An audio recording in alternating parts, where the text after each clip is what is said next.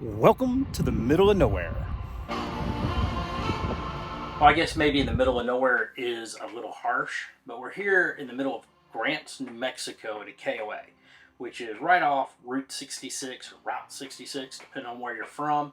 And a lot of people would say there's not a lot to see here. Filming from inside the RV because I tried to do this outside while walking around the lava fields, but the wind was kind of bad, so I started filming it inside. But rarely we're in a monsoon season, so there's rain coming down from outside, but you gotta work with what you got. Back to what we were doing, we're in Grants, New Mexico, and what I've noticed here is at this KOA, people come in, they'll stay the night, and they leave the next morning. It's just an overnight stop for most. And I think that's because there's not a lot to do here. There's not a lot of restaurants. There's one good one. We've tried them all. There's one good one. Definitely want to go there. And when you're in New Mexico, always eat either the green sauce or the red sauce, but I recommend just saying, take it Christmas style. Always good. But off the food, back to the area. Doesn't seem like there's a lot to do. It seems kind of like a dead town, to be honest with you. But we spent 4 or 5 days here, and we found there is a ton to do. So first, we're going to try to take you to an ice cave. People call this area the land of ice and fire. The fire comes from all the volcanic activity around here. There's lots of volcanoes that erupted up to about 10,000 years ago. But one of the neat things that happens with a lava field like that is you can get a hollow tube underground that opens up to the surface, and it kind of makes a cave that's just the right shape and down to the right depth that it holds everything in the cave frozen. Ice. And it's really neat. First hiked up to the volcano to see that. Beautiful view. Ice caves are. There's a nice little hike up too. It's the entire hike, if you do the whole circle, is about a mile, but it's up climb, but a nice trail, and it leads to the top of this volcano that erupted about 10,000 years ago. Really beautiful sight. The weather is great up here. It's just beautiful. Highly recommend the hike and looking around. And this is before even going into the ice cave, so not a bad place to visit. After seeing the volcano, we continued a pre-hike down to the ice cave. Becky was just commenting that walking here makes a stereotypical video game sound for walking. So, once we eventually got to the ice cave, they have some stairs to go down, and we noticed it would get a little cooler each step. You know, it was hot outside, it's basically desert, it's hot, and you're going downstairs, it gets a little cooler. But there was this one step that when you took the next step, it went from like standing outside in the heat to being inside an indoor freezer. I mean, just night and day between those two steps. Ooh, oh. It just got so cold. Went down there and saw the features, and it was a really neat place. Highly recommend. Only time I've ever seen anything like that anywhere in the world. Also really neat, talked to the owners. It's been in the same family for years, and they told us about the history of it and how it used to be used, to sell ice for the Native Americans, then ice for the settlers, and how it was used they actually sold ice out of it for years, and now it's just a protected tourist site. So it's really cold down here. It's crazy. Definitely worth going. The next morning, we went to Elmora National Park, and this is a great spot. Has a lot to see. Do a beautiful drive up there, so just worth the drive, to be honest with you. And then we took a little hike. The first place we hiked, bottom of some cliffs, till we came to an oasis. And this oasis is really cool. In the early years, or years and years ago, because it's the only water that's always here. And I think they say like a 30-mile area. Year T, so the base of this cliff is a little pond. This is where early travelers would have to get their water. Which leads to its other neat feature, which is the pictographs and stuff that are carved in the wall.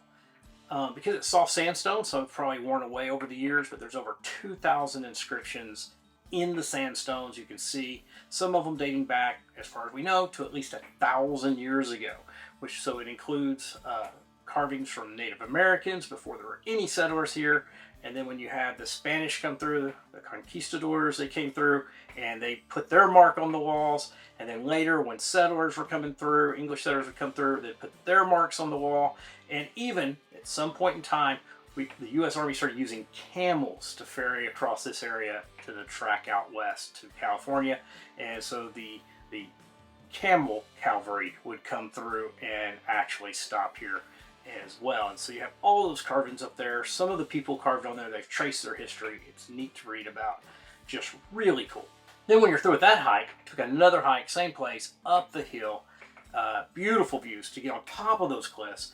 And on top, we have what some people would call ruins. They ask that you not call them ruins because they have ancestral meanings to the Native Americans.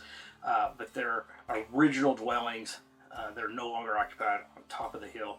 And just really neat to see. A neat part of history. Beautiful view. You can just imagine living up there. After a nice little hike, we're up here at these Pueblo ruins. Right the other direction, I can see the volcano we were at yesterday. Really pretty hike. While we were over there, we walked around, we looked down at some of these little valleys created between the bluffs and just beautiful areas. We happen to be here during monsoon season, so everything's a little greener than normal and just made it really pretty. Another place we decided to go is we went out and we'll explore the different parks, and we found the largest, I think it's the second largest natural arch in New Mexico. Really pretty sight to see. We love Arches National Park. We have all those arches. And I think ever since we've been to Arches, we always try to go. If we see a natural arch somewhere, we want to go look at it. So we definitely went and looked at that. It was a neat, just a short little hike off the road. It's either a really good trail or even probably basically sidewalk up to it. It won't let you go all the way to it, but close enough. Then we did some other hikes in different parts of the various park systems around there, including some beautiful sandstone cliffs that we were able to go up on top of and see down where you're on top of the cliff, the sandstone cliff, and you can see down in the lava fields. We stand on the sandstone that was created millions and millions of years ago while the lava flow below just a few thousand years ago. Where the old meets the new makes a beautiful sight. Just absolutely stunning and beautiful. But I think one of the best adventures we took while we were at Grants, New Mexico was on the 4th of July. And that is, we drove out and we parked at the trailhead and we hiked right before dark all the way into the park. Pretty good hike. It wasn't really far, but a pretty good hike along the trail. Saw some neat lava tube openings. I believe one they call them the twin something, and maybe I'll put it down here right there, where you have a hole, a cave on both sides of you. It looks really neat. And until we came to a spot that had a sign to let you know that you were where the bats come out at night. We were all by ourselves, and we just basically sat down and waited till dark until the bats came out.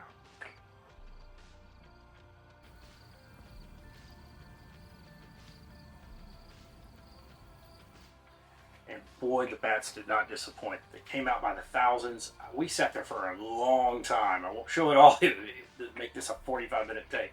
But we just watched the bats come, and you could see them like a cloud float away down towards wherever they were going. It was just bats everywhere. And some of them were pretty close encounters. As the bats came out, some of them would come right by your face, over your shoulder, etc. Just really neat experience. Really enjoyed it. Probably even better, though, no light pollution whatsoever. Crystal clear night, and we headed back on the trail in the dark, walking on the trail. Make sure you don't get off of it, because like I said, there's those caves and holes back to the vehicle. And we made it back. Beautiful hike. Whole family enjoyed it. And we pulled into Grants just in time for a big fireworks show put on by the city that we could see right from our camper. It's a great time. So, and we were just scratching the surface. Like the national park system, the national monuments, all the things around there. There's a lot to see and do, and it's a real shame that people just hurry through there. Maybe they're on the way to Grand Canyon, maybe they're on their way to Texas or wherever, going the other direction, or Albuquerque, whatever they're doing, and people just seem to stay one night. I really suggest just stay a few extra nights in Grants and make sure you get to the restaurant. I'll post below because you will like it. And visit some of these places. They're really neat. Definitely visit the Ice Cave, and I would say the bats as well. We've been to lots of bat caves and bat bridges in Austin and bat caves and other places, but this one was spectacular. I think it was better than any of the others I've seen. So if you're in Grants and you're looking around and you're thinking, this is a sleepy town, probably not worth a stay, just take a little moment, stay a couple days, see the attractions. I don't think you'll regret it. Then we're going to go somewhere great, and I'll tell you about it in an upcoming video.